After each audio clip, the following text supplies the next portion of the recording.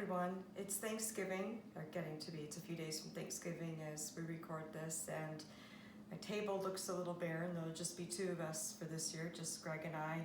And just a few words, because I believe that there's so much to be grateful for. There's a lot of people, obviously, who are having a difficult time, and I'd say probably a lot more than usual. Things are very different this year. People are not happy about not getting to see people, but for me, Thanksgiving actually tends to be, unless anyone visits us, it actually tends to be a very small holiday.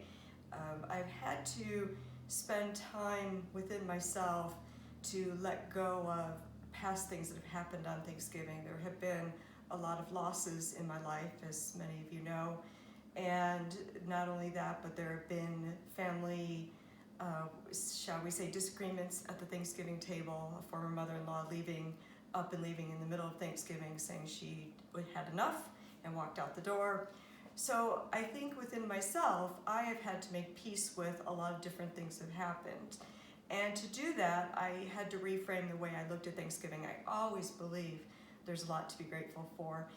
But for me, Thanksgiving tends to be the beginning of the holiday season, of which my birthday's part of. So December is always a big deal to me.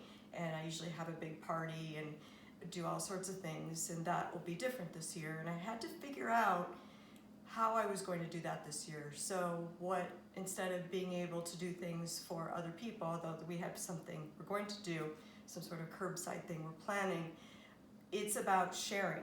And this is how I'll be sharing. You'll see it in photos on Instagram and Facebook as well, but sharing the many things I don't want to say accumulated, doesn't sound very good, collected, and the way that I'm going to set those up this year. So our table this is a vintage tablecloth that I picked up at an estate sale. The napkins too had never been out of the box, had a Marshall Fields price tag. It was bought here, and the people, I believe, had Chicago connections, and I believe he was somewhere in our state legislature. These plates, you see the one here, this is Greg's grandmother from Argentina. These were her plates, and this one here is our Kate Spade, our wedding china, and we have a couple other things around here. And this was my mother's, but her everyday dishes, although we were never allowed to use them as everyday dishes. We actually only used them on holidays because she was afraid we'd break them.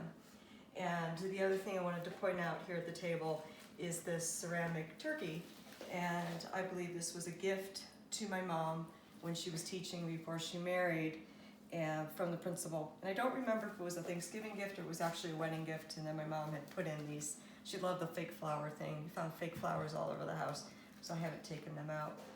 And because I always like to include something of Shell Summer, something new that I've done. If you haven't seen over the last few days, this is the huevos handbag. You see the 2 fried eggs, and you see huevos on the other side. This was all freehand cut. It was not cut from a pattern, and then I sewed it onto the vinyl. And then finally, the dress, vintage dress from an estate sale. Probably not a style you necessarily see me usually with a high collar like this, but it's a fun period piece.